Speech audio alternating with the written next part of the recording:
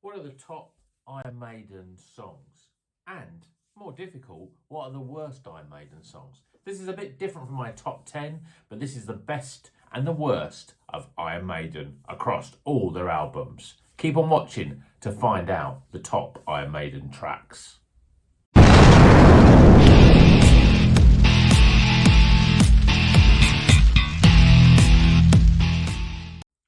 Welcome back to Rocker's Beer Review. Today we're going to be doing not a ranking, but a best and worst of Iron Maiden. So with a lot of the videos that I do when I do the ranking of the albums, I usually like to pick a top 10, of the best 10 songs.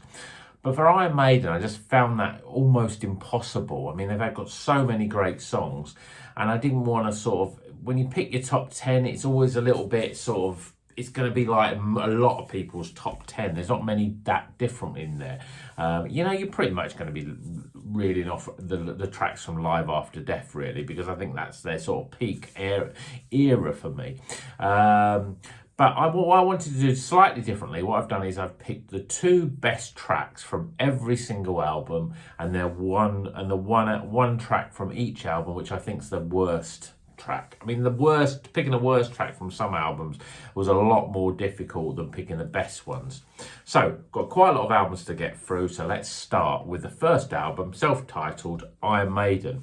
So, my two best songs on this album would have to be Remember Tomorrow. I think it's a cracking song. It's a real epic. When you think of their stuff now, it's a lot of epic and very progressive. But this is where they were doing it back in 1980. But I think it's still a great track. It's a shame I don't seem to play it much live at all. So Remember Tomorrow is my first pick from that album. And the other song from Iron Maiden, which, let's face it, is a great album. It's difficult to pick just two good tracks off it. But the second one for me would have to be Phantom of the Opera. I mean, it's probably the first song that I'd heard from Iron Maiden, not actually realising it was Iron Maiden, because obviously, of course, it was used for the Daley Thompson Lucasade ad back in the I probably think mid to late 80s. So that's a really great track, and it's just a really good song. I mean, there's lots of good songs on there. So I've got to pick a worst from every album. So my worst track is a little bit of a cheat, because I'm going to put Transylvania. It's an instrumental. I mean, it's not a bad track at all, but with so many great other tracks on that album, things like Running Free, Iron Maiden. There's a lot of really good other tracks on there, but I'd have to pick the worst track being Transylvania. So that's Iron Maiden. Killers, one of my favourite albums. Would have to always pick the title track, Killers. I just think it's a great, great song. And one of my favourite Iron Maiden songs. Brilliant track. And then the other track that I really like, and it's a bit of a more obscure, and that's Purgatory. Sort of buried somewhere on the second side.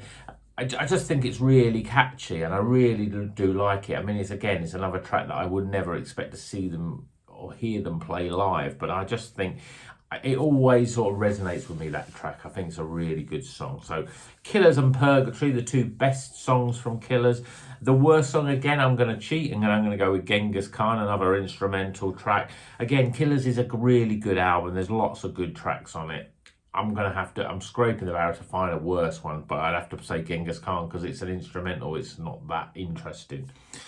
So now we're hitting Number of the Beast. Bruce Dickinson joined the band. Two best songs. I mean, this is seen as their their best sort of album, their real breakthrough album. I'm putting the first track, which I think is one that a lot of people would agree with, and that's Hallowed Be Thy Name. That's one of my favourite songs, a great sort of ballad from Iron Maiden. So that'd be my first one from there. And then the second track, I'm going to have to put Number of the Beast. Just a brilliant, brilliant track. Great solo. Dave Murray, Steve Harris. Not Steve Harris.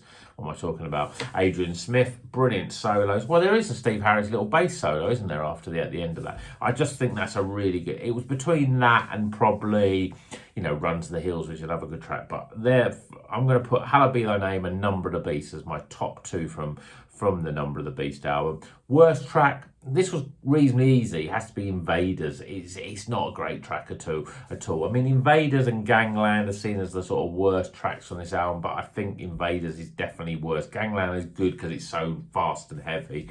So Invaders being my worst track from Number of the Beast. Now we hit Peace of Mind, and the first pick would be Flight of Icarus. Again, brilliant song. Great on, if you hear it on Live After Death, it sounds even better than it does on the actual album Peace of Mind. Great solo, great outro solo as well. Really like that song. And then the other one, which is a classic Maiden, a little bit of a sort of obvious pick, would be The Trooper. Brilliant, a brilliant track. I mean, it's what Iron Maiden is all about. And in terms of my worst track from Peace of Mind, I'm probably going to go for Quest of Fire. It's just a very sort of average, throwaway sort of track. So that's the one I'm putting as my worst from Peace of Mind. So now we get into Power Slave, another difficult album to pick a worst track off, and also probably quite difficult to pick two of the best ones. But I'm going to pick the two ones which I think quite obvious: Aces High and, of course, 2 Minutes to Midnight. Two brilliant tracks. You know, and like Flight of Icarus, listening to those two live on the Live After Death, I think they're much better than the album as well. So I think that it just elevates some tracks. And then picking my worst one, yes, it's a difficult one for Power Slave. So I'm going to opt for the easy option and go for the instrumental Lost for Words, because, you know, it's an instrumental. So that'd be my worst track off Power Slave. Another really strong album. Next, we're hitting Somewhere in Time. If you see my ranking, I rank Somewhere in Time as my number one Iron Maiden album. I think it's a perfect album. It's the album that picking the top two was difficult, and picking the worst track on it was even more difficult. So the one that jumps out of me straight away is Stranger and a Stranger, and I just think it's a really great, really atmospheric track. Brilliant sort of bluesy sort of solo, and I think the thing is with it, it's quite different than a lot of Iron Maiden songs, and I think that's why it sticks out for me. The other one, which is another song which I don't think gets much love, and it's a Dave Murray, rare Dave Murray sort of co-written song, and that's Deja Vu. I just think it's really catchy. I think it's just got a really good sort of sound to it. I just really love that song, and I'm putting that one as my second best song from Somewhere in Time. And then my worst song, I mean, I kept chopping and changing this one, because I just think this is such a strong album. But I'm going to probably put Heaven Can Wait, just because it's a little bit sort of, I mean, it's still a great song from a great album, but I'm putting it as my worst song because I just think it's a little bit too poppy and catchy, you know, for Iron Maiden. So I'm going to have to put that one on there. But it's a difficult one to pick the worst track, because I think the whole album is really strong. Now we're hitting Seventh Son. Another brilliant album. My favourite tracks on there, though, are Infinite Dreams. Again, it's a real atmospheric sort of song. Probably one of the first songs that I really sort of paid attention to when I was first getting into Iron Maiden. And it really sort of still, you know, it's still really strong for me. Really like that track. And then the other track on Seventh Son would probably be The Clairvoyant. Again, good song, good live track. They do play that quite regularly. And the worst song on there, yeah, again, difficult to pick a bad song on this album, but it would probably be The Prophecy. I just think it's a little bit standard for Iron Maiden. There's nothing really, it doesn't do much for me, but it's still a good track, but it's just not, compared with everything else on the album, it's probably the worst track. Now we're hitting the No Prayer of the Dying. This is probably for me one of their weakest albums. It was difficult to pick two best ones on it, because there's a lot of it that's a little bit all very average. But I'm going to say the title track, No Prayer for the Dying, I do like, you know, it's a little bit formula, you know, a bit like that Iron Maiden formula where it goes slow and then it has a big ending, a really fast bit, which was a sort of a real stable for them. But I still think it's a good track in terms of the other tracks on the album. And the second one, The Assassin, I just think, again, nice atmospheric sort of track. Do like that one. The worst track on this album, and there's a lot of quite poor songs on it, but I'm going to go for Hooks in You, because it sounds a bit like a song that should have been on the Bruce Dickinson Tattooed Millionaire album. It seems like a real throwaway track for me. It's a little bit too rock and roll and not enough heavy metal for me. So Hooks in You would be my worst track from that album. Then we go into Fear of the Dark. This is definitely a better album than No Prayer of the Dying. and it's quite easy to pick the first track, which I think, you know, is a track which is still very well received now and when it's played live, and that's the actual title track, Fear of the Dark. Cracking song. And then one that's a little bit more obscure, I don't think they've ever played it live, I've never seen them play it live, and that's Judas Be My Guide. Again, a really good sort of one of those sort of songs that can easily slip through the net, you know, and you may not be aware of, but you know, it's one of my favourite songs from that album. And then again, my weakest song from Fear of the Dark would have to be, you know, another track that's reminds me a bit of, you know, of Hooks in You, and that's Weekend Warrior. You know, it's the song about sort of, you know, football hooligans, and again, it's a little bit trite, it's a little bit sort of, it's a bit sort of AC/DC more than Iron Maiden for me. So I'm putting that as my worst track from Fear of the Dark. Now we go on to X Factor. You know, these, you know, the X Factor and then Virtual X, the two Blaze Bayley fronted Iron Maiden, both pretty poor albums. So picking good and bad off this was difficult because there's not much good and there's a lot of bad. But from X Factor, would have to put Man on the Edge and Sign of the Cross, two songs that they still do play live with Bruce singing them. So, you know, they're probably my favourite song. And then worst one, probably Fortunes of War, just slow. I mean, the X Factor's a very dark and plodding sort of album. It's not really, doesn't really have the hooks that, you know, Iron Maiden are known for. But I'd have to put Fortunes of War as the worst song on the album. Then we hit Virtual X. Probably the standout for me is The Klansman. Again, another song that I've seen them play live with Bruce singing it. And then Future Real, I think it's another, you know, it's quite a snappy, short little song. I think it's a good song. And then the worst song, I mean, there's a lot of poor songs on this album, but I'd probably say The Angel and the Gambler. It's just a long, plodding, goes nowhere sort of song. You know, I don't think Blaze was really the sort of singer to sort of carry off those big epic sort of tracks, and I think this one's a bit of a mess, The Angel and the Gambler. Then we hit Brave New World. Bruce is back, and this is another real good, strong comeback album. I love the title track. I'm going to put that as my first pick as the best song from the album, Brave New World. And then secondly, Blood Brothers, a big, catchy, great sing-along live song. I think it's a really good song. Worst track, yeah, probably The Mercenary. You just feel like you've heard a lot of it before, you know, in other albums. It's not the best track on there, and I'm putting it as the worst track from Brave New World. Next is the Dance of Death album. The first pick on this was probably going to be the Rainmaker. I really like Rainmaker. I mean, it's a bit of a shorter, catchier sort of Maiden, but it's I think it's quite, Maiden find it quite difficult to do the shorter, catchier songs these days. But this one for me is, you know, is a highlight of certainly their recent album. So Rainmaker will be my first pick of the best song from the album. My second best song from the album, probably Passion Down. I mean, quite the opposite to Rainmaker, a real great epic, you know, one of their better epics. I think it's a really strong track. And then worst track, I'm going to put Age of Innocence. A little bit cheesy. I mean, there's a lot of longer songs on here. I mean, and that's a sort of, I don't know, would you call it a mid-length epic? It's a little cheesy, and yeah, I'm putting it as my worst track from A Dance of Death. Then The Matter of Life and Death. One of my favourite tracks, Brighter Than a Thousand Suns. I think it's a real sort of brooding, dark, really heavy with some really great solos, epic from that album.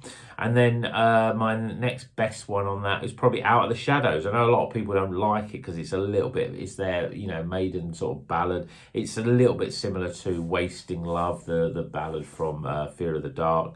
But I think it really works well, and it sort of breaks the album out, sticks out a little bit from this album.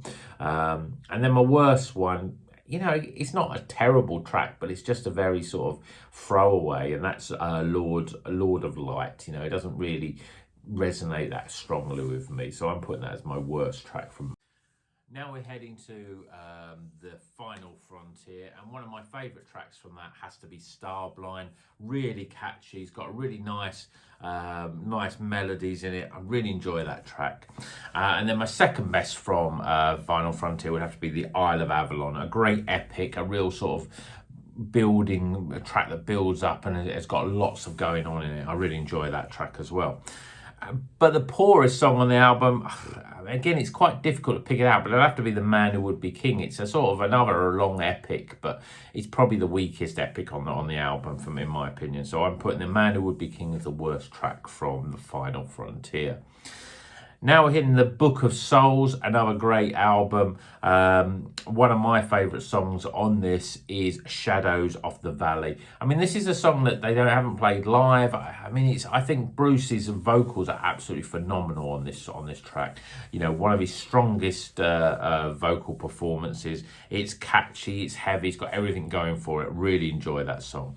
And then my second best song on the album has to be Empire of the Clouds, one of their longest songs, massive epic. But, you know, there's got keyboards and piano and stuff on it, but I just think it, you know, I never get bored of hearing it. It's a great little story sort of telling epic, but the instrumental and the vocals on it are really good. I think it's one of their strongest epics they've done.